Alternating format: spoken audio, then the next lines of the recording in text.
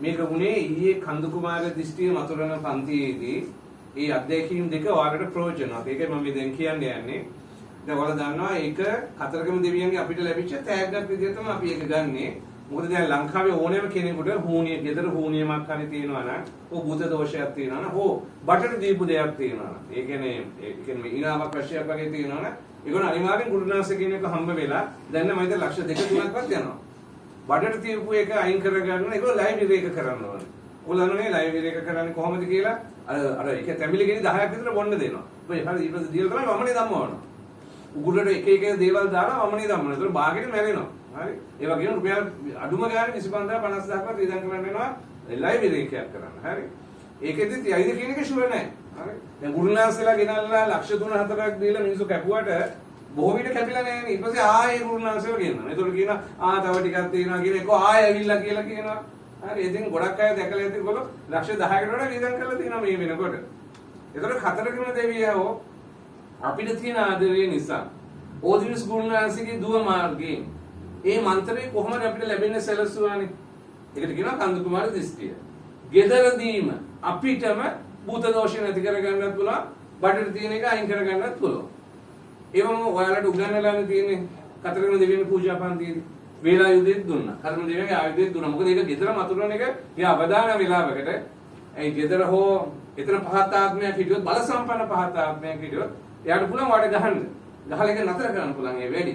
මොකද මේ මන්ත්‍රයේ 108ක් කියනකොට ඒ පහත් ආත්ම වල ඉන්න බෑ. ඒ ගෙදර. එහෙනම් තමයි අපි කතරගම දෙවියන්ගේ ආයුධ අතේ තියන තමයි ඒක කරන්නේ. අනිත් එක හරියට උගන්වන්නත් ඕනේ. ගුරුතුමා අතේ ඒක හරියට ඉගෙන ගන්න ඕනේ. සාමාන්‍ය කෙනෙක් ඉස්සර කාලේ ගුරුතුමාට ගුරු පඬුරු දීලා තමයි ඒක ගන්න ඕනේ කියලා. දැන් මම ඔදිස් ගුණාස්ගේ දුවට සල්ලි දුන්නා. ඒගොල්ලෝගේ ගේ හදාගන්න. ඒ කියන්නේ ගෙදර අලුත් ඇරියා කටයුතු කරන්න මම සල්ලි දුන්නා. මම කිව්වා ඒ සල්ලි වලින් තාත්තා වෙනුවෙන් පින් කරන්න කියලා. ඒ තාත්තා මැරිලා. හරි.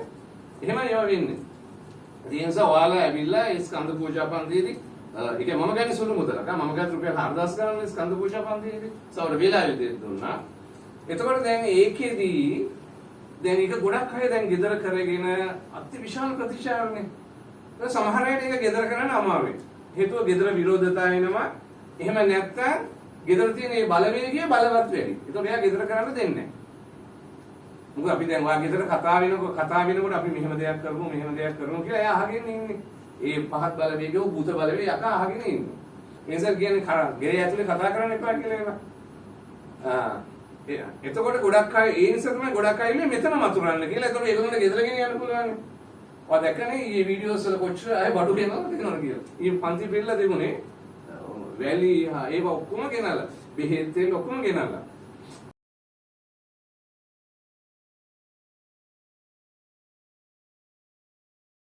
එතකොට මම මුලින් කීප දෙනෙකුට අධ්‍යක්ෂින් කියන්න දුන්නා. මොකද භාගයක් හිටියේ කලින් ආපු අය. තව ඒගොල්ලෝගේ නෑදෑ ගෙවල් වලට ගෙනියන්නේ. ඒක අම්මා කෙනෙක් කිව්වා මම මේ ටික අරන් යන්නේ මගේ දුවගේ ගෙදරට කියලා. ඒ කියන්නේ අදම ගිහලා දුවගේ ගෙදර ගිහලා අද නෑ ඒ ඉඳලා හෙට දුවගේ ගෙදර තමයි කරන්නේ. මම පරණ අයට අවස්ථාව දුන්නා අධ්‍යක්ෂින් තියනවා නම් කියන අලුත් අය උනන්දු වෙනවනේ කියලා. ඒක අම්මා කෙනෙක් ෂෝක් කතාවක් කිව්වා. එයාගේ පුතා ගෙදරින් තරහ වෙලාලු හිටියේ. පුතා වෙන කෙනෙක්ට බැඳගෙන ඒක ප්‍රශ්නයක් නෑ කිව්වා. ප්‍රශ්නේ තමයි පුතාට දැන් අම්මවයි නංගිවයි පෙන්වන්න බැහැ. එතකොට ඒගොල්ලෝ පස්සේ බලනකොට තේරලා තියෙනවා ඒ ගෑනු කෙනාගේ ඒක පුතා වැඳපු කෙනා පුතාට බඩට මොනවද දීලා අම්මවයි ඒ පවුල එපා වෙන්නේ. සමහර අය කරනවා මේක. හරි කඩලා ගන්න පවුලේ. ඉතින් ඒ නිසා ඒ අම්මා ඉතා දුකටපත් වෙලා ඉන්නේ. ඒ අම්මා හරි හොඳ අම්මා කෙනෙක්. මේ පන්ති වලට එනවා මෛත්‍රී භාවනාව කරනවා වන්දනා කරනකුත් කරා. සල්ලි දීලා. හරි. ඒ තමයි බාර ඔප්පු කරන දෙවියන්ට හරි ලැබි කෙනෙක්. ඉතින් එයා හරියට දුකටපත් වෙලා එයා මේක තමයි කාලමෑණියන් නිසා කතරගම ඔක්කොම දෙවිවරුන්ට කියලා තියෙන්නේ. එකම පුතානේ. පුතාට වෙච්ච දේ ගැන. ඒ අම්මට ඕනේ ඒ පවුල වෙන් කරන්න නෙමෙයි. පුතාට බඩට දීපු දේ අයින් කරන්න. අයි අම්මා මොකද අපි දන්නවනේ බඩට දීලා කාලයක් තිබ්බොත් ඒක පිළිකාවකට එන්න පුළුවන් නේ. හරි. ඉතින් එදා අම්මා මෙහෙ ඇවිල්ලා ගිය පාර එකේදී වතුර තැඹිලි ඔක්කොම මතුරගෙන දැන් ගෙදර ගෙනිච්චානේ. පහවදා පුතා ගෙදර ඇවිල්ලා. හරි. මම කොච්චර ලේසිද ඒක දෙවියෝ තමයි ඒක කරේ. පුතාට බොන්න දෙලා. පුතා ඒ ගෙදර රණ්ඩුවක් කියලා තමයි ඇවිල්ලා තියෙන්නේ తాවකාලිකව. දවස් 5ක්ම බොන්න දුන්නා. පුතා ගියාම සම්පූර්ණ බාත්රූම් එකේදී ගිහිල්ලා. හරි. වබනේ දාලා යනකොට වඩා අවිලි දින එක ලේසියි. බාත්රූම් එකට ගිහලා යාට ගියා. මම බාත්රූම් එකට කීප සැරයක් කියන්නේ නැති. එතන මේකේ වැදගත්ම දේ තමයි දැන් මේක ඔයාලා දන්නවා.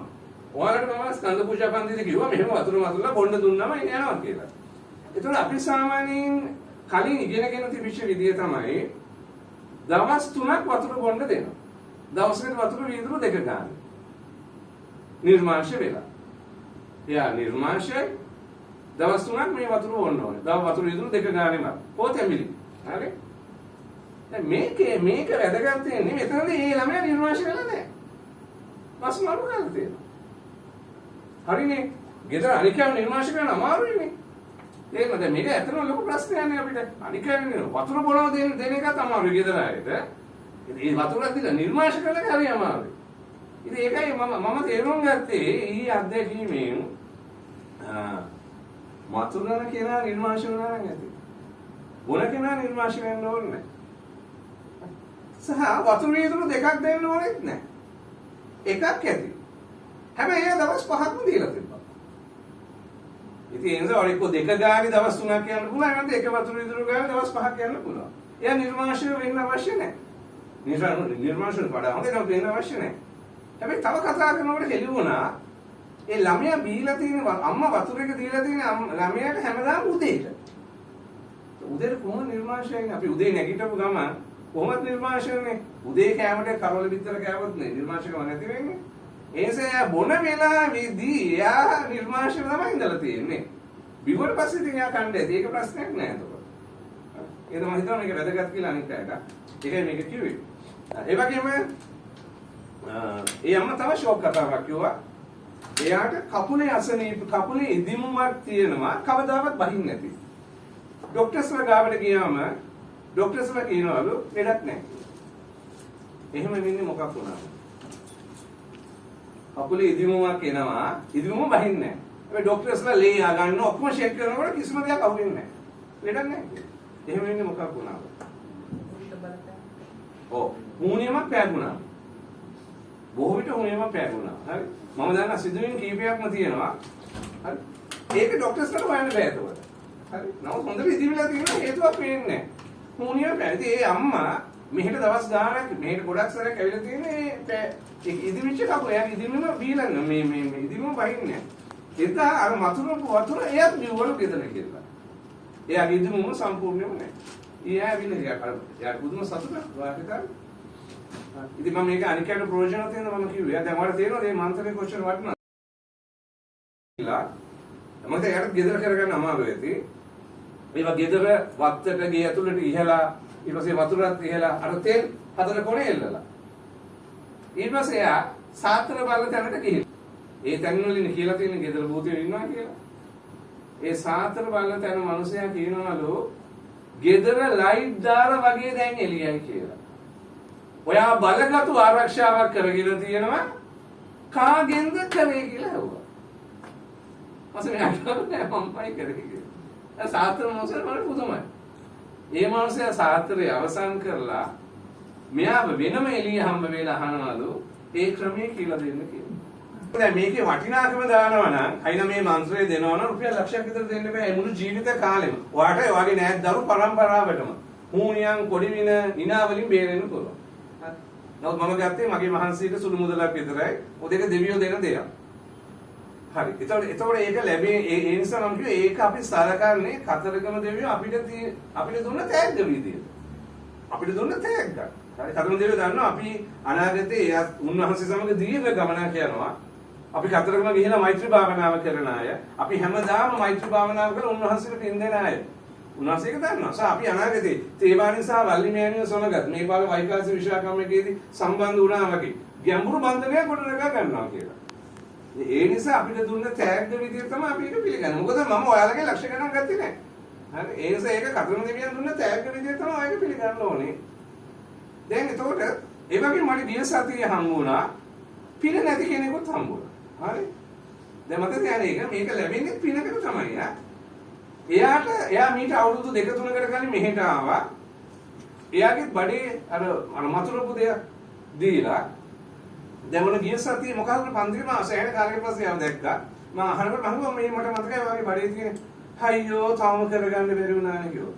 මොකද අනේ කන්ද කුමාර දෘෂ්ටියක් තියෙනවනේ බලන්න දැන් කී දෙනෙක් මේක හරි කියාද ඒ වගේ කරගත්තේ නෑ තාම එයා කතා කරේ අමාරුවෙන් අර බඩේ මොකක් හරි ලොකු අසනීපයක් තියෙනකොට අමාරුවෙන් කතා කරන්නේ ඒ වගේ කෙනෙක් ඒතකොට එයා මට කියනවා නෑ මං කරේ නෑ මං කොහේ කරේ නැත්තේ ඒක රොඩීනාවක් රොඩී ගුරුනාසලයන් කරපු නීච කුල වශී එකක් ඕක යවන්න පුළුවන් වේද ඔය මේකෙන් අයියෝ කරුමේ කියන්නේ ඔය හිත මම කොච්චර අධ්‍යක්ෂකම් කිව්වද මම එක අධ්‍යක්ෂකම් කිව්වා ඔය පන්තියේදී සෞදි වල ඉඳලා ආපු එක කපල් එකක් මට කිව්වේ ලංකාවේ දෙන්නේ ඒ වැඩ කරන සැමියාට බඩට දීපු දේ අවුරුදු 5ක් තිස්සේ ගලව ගන්න බැරි වුණා. අන්තිමට කන්ද කුමාර දෘෂ්ටිය වතුර බිමට පස්සම එකයි වෙලා තියෙන්නේ. ඒ තමයි මේක බල සම්පන්න එක. හරි ඉතින්. බලන්න හරි කරන්න එපා. හරි. ඉතින් මේ මැනික දීලා විශාල පිරිසක් ගොඩ යනකොට එතන මම තේරුම් ගත්ත දේ තමයි දෙකක් මම තේරුම් ගත්තා. මෙයා කලින් භවයකදී දීර්ඝ කාලිනව අන්‍යයන්ගේ බඩට දීලා තියෙනවා. ඒ නිසා තමයි ගැලවෙන්නේ නැත්තේ. තාම ඒක විඳපන්. කරන්න දෙයක් නැහැ. හරි. අංග දෙක කතරගම දෙවියෝ ගැන ලොකු විශ්වාසයක්වත් නැහැ. ඒකනේ මම කිය අතරම දෙවියෝ ගැන ලොකු විශ්වාසයක් තියෙනවා නම් අතරම දෙවියෝ දුන්න මේ බල සම්පන්න මන්ත්‍රේ කඳුමාර දෘෂ්ටිය අනිවාර්යයෙන් අපි කරනවා. ලොකු විශ්වාසයක්. කතා කළ වෙලා නැහැ. මම ආයෙත් අහන්න ගියෙත් නැහැ. උනන්දු කරන්න ගියෙත් නැහැ. හරි. අර ඉතින් යන්නේ එහෙම ආයෙත් හම්බ වෙනවා. ඉතින් ඒ නිසා මම ඔයාලට කියන්නේ හරි වාසනාවන්තයි. කතරගම දෙවියන්ගේ තියෙන ආදරය ඒකයි අපි ඊයේ මතුරන්න කලින් මේ ඔක්කොම මතක් කරලා මහත් වූ ආදරයෙන් තමයි මෙතුනේ. ඉතින් ඔය ගෙදර මතුරනම ඔයා එක කරන්න ඕනේ ආදරයෙන් තමයි කරන්න ඕනේ. එහෙම තමයි මට හොඳ මන්ත්‍රයක් හම්බුණා නියමයට දෙන්නම් වෙලේ. ඒ මූඩ් එකට යන්නේ නැතුව කතරගම දෙවියන් සම පැය ගාණක් ගත කරන විදියට. දැන් ඊයේ තමයි අපි කරපු මැතිරීම වලින් හොඳම මැතිරීම වුණේ. හොඳම කියන්නේ මෙහෙමයි. හරි සුමුදුව ගලාගෙන ගියා. අපි තේමානි මෑණියෝ සහ වල්ලියම්මා මෑණියන්ට ආරාධනා කරා.